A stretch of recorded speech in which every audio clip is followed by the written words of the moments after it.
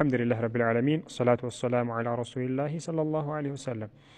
ጠይብ ዛሬ ኢንሻአላህ አንዳንድ የጥመት አንጃዎች እንግዲህ ከአላህ ውጭ ያለን አካል እንግዲህ የሞተን ሰው መጣራት ይፈቀዳል ወይ ደግሞ ያ ሰው ከመሞቱም ጋር ይጠቅመናል ብለው ከሚያመጧቸው መረጃዎች ኢንሻአላህ አንዱን እናያለን። የሞቱ ሰዎች እንግዲህ ነቢዩ ዐለይሂ ሰላቱ ወሰላም በሐዲታቸው ላይ እንደነገሩን ኢዛ ማተ ኢብኑ አደም እንቀጠዐ አመሉሁ ኢላ ሚን ሰላስ፣ አንድ በኒ አደም ማለት ነው አንድ ሰው ሲሞት ስራው ሁሉ እንደሚቋረጥ መልእክተኛው ዐለይሂ ሰላቱ ወሰላም ከመናገራቸው ጋር አላህ ቁርአን ላይ ማለት ነው የሞቱ ሰዎችን እንዳንጣራ እነሱ እንዳንለምን አላህ በተለያየ አያቶች ላይ ኢን ተድዑሁም ላ የስመዑ ዱዓአኩም እያለ ብትጠሯቸው አይሰሟችሁም፣ ወለው ሰሚዑ መስተጃቡ ለኩም እንደው ቢሰሙ እንኳን መልስ አይሰጧችሁም እያለ አላህ ሱብሓነሁ ወተዓላ በሌላ በብዙ አያቶች ላይ እየገለጸ አላህ ሱብሓነሁ ወተዓላ አምዋቱን ገይሩ አሕያኢን ወማ የሽዑሩን አያነ ዩብዓሱን እያለ እነዚህ እኮ የሞቱ ናቸው ሕያው እንኳ አይደሉም መች እንኳን እንደሚቀሰቀሱ አያውቅም እያለ አላህ ሱብሓነሁ ወተዓላ በብዙ አያቶች ላይ የሞቱ ሰዎች ላይ እንዳንጠጋ የሞቱ ሰዎችን ማለት ነው ወደ እነሱ እየሄድን ወደ ሽርክ እንዳንገባ አላህን ብቻ እንድንለምን ሱብሓነላህ አላህ ሱብሓነሁ ወተዓላ አስገንዝቦን ሲያበቃ፣ ዛሬ ግን አንዳንድ ሰዎች ያው ሙስሊም ነን ብለው ኮፍያ ደፍተው አማይማ ለብሰው ከአላህ ውጭ የሞቱ አካሎች ይጠቅማሉ እያሉ እንግዲህ ምን ሲያደርጉ ይስተዋላል? ምስኪኑን ማህበረሰብ ለመሸወድ ሲሞክሩ ይስተዋላል። ጠይብ ይህ ነገር እንግዲህ እንዴት ነው የሚለውን ኢንሻአላህ በተወሰነ ይህን ነገር እንዳስሳለን።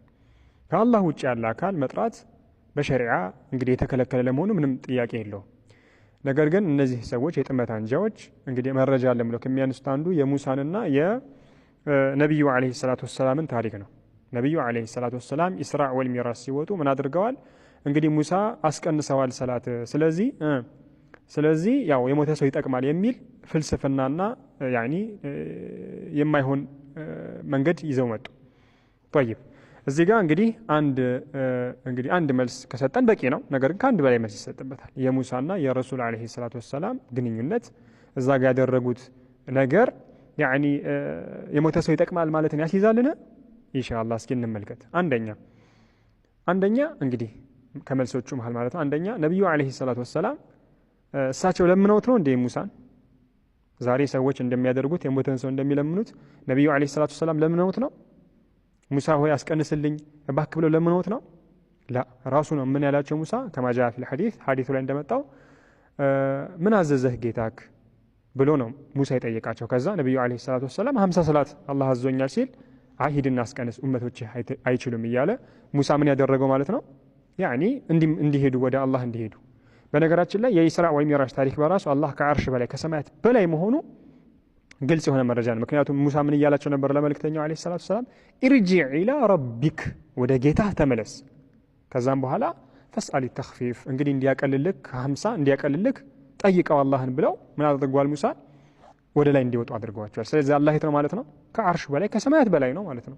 ጠይብ መሐል ሻሂዳችን ምንድነው? አንደኛ ነብዩ ዐለይሂ ሰላቱ ወሰላም ሙሳን ጠይቀውት አይደለም፣ አንድ ያዙ። ሁለተኛ ሙሳ ዐለይሂ ሰላም በዛን ወቅት ሬሳ ነበሩ ሞተው ነበረ ወይስ አላህ በሙዕጂዛው ምን አድርጓቸው ነበር? ለነብዩ ዐለይሂ ሰላቱ ወሰላም ፊት አቅርቧቸው ነበር። አያችሁ?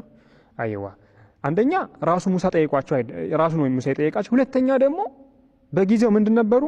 እንግዲህ ሙሳ ፊት ለፊታቸው ነበሩ። ይህ ሙዕጂዛ ነው፣ ይህ ተአምር ነው። ግልጽ ነው አይደለ? ዛሬ የሞቱ ሰዎች የሚጣሩ ሰዎች ልክ እንደ ሙሳ ፊት ለፊት መተውላቸው ነው እንዴ? ላ ይህ አይደለም። ዛሬ የሞቱ ሰዎች የሚለምኑ ሰዎች ያው መቃብር ጋር እየሄዱ ነው። ያ ግን ምንድነው? ነብዩ ዐለይሂ ሰላቱ ወሰላም ሙሳን ፊት ለፊታቸው ምን አድርገዋል? አግኝተውታል። ይሄ በአላህ ችሎታ ማለት ነው፣ በአላህ ጥበብ። ሁለት መልስ ማለት ነው። ሶስተኛ ይህ ጉዳይ የነብዩ ዐለይሂ ሰላቱ ወሰላምና የሙሳ ግንኙነት ጉዳይ ይህ በሰማይ ዓለም የተደረገ እንደዚሁ ደግሞ የአላህ ሱብሓነሁ ወተዓላ ሙዕጂዛ የታየበት አላህ ሱብሓነሁ ወተዓላ በሙዕጂዛው ያገናኘበት እንጂ ዱንያ ላይ መተን እዚህ ሞተን ሰው እንደለምን ምንም ምክንያት ሊሆን አይችልም። ሶስት አራተኛ እያል መጥቀስ እንችላለን፣ መዘርዘር እንችላለን። ግልጽ ነው አይደለም? ነገር ግን እንግዲህ በጥቅሉ እነዚህ ነገሮች ልብ ብላችሁ ካያችሁ በፍጹም የነቢዩላህ ሙሳና የረሱል ዐለይሂ ሰላቱ ወሰላም ያደረጉት ግንኙነት ዛሬ አንድ ሰው የቀብርን አፈር እንዲበላ የሞተን ሰው እንዲጣራ ምንም ምክንያት ሊሆን አይችልም። ያው መውጫ ቀዳዳ መፈለግ ካልሆነ በቀር በእንደዚህ አይነት ደግሞ ሁኔታ መውጫ ቀዳዳ ፈልጎ ለመውጣት ከባድ ነው፣ አይመችም። ስለዚህ በተቻለ መጠን ሁላችንም ምን ልናደርግ ይገባል? ከእንደዚህ አይነት ነገር ራሳችንን በማይሆን ነገር በማይመስል ነገር ምን ማድረግ የለብንም? ራሳችንን ማለት ነው የማይመስል መረጃ አምጥተን ወደ ተሳሳተ ማለት ነው መንገድ መሄድ የለብንም። ባረከላሁ ፊኩም። هذا وصلى الله على نبينا محمد وعلى آله وصحبه أجمعين. السلام عليكم ورحمة الله وبركاته.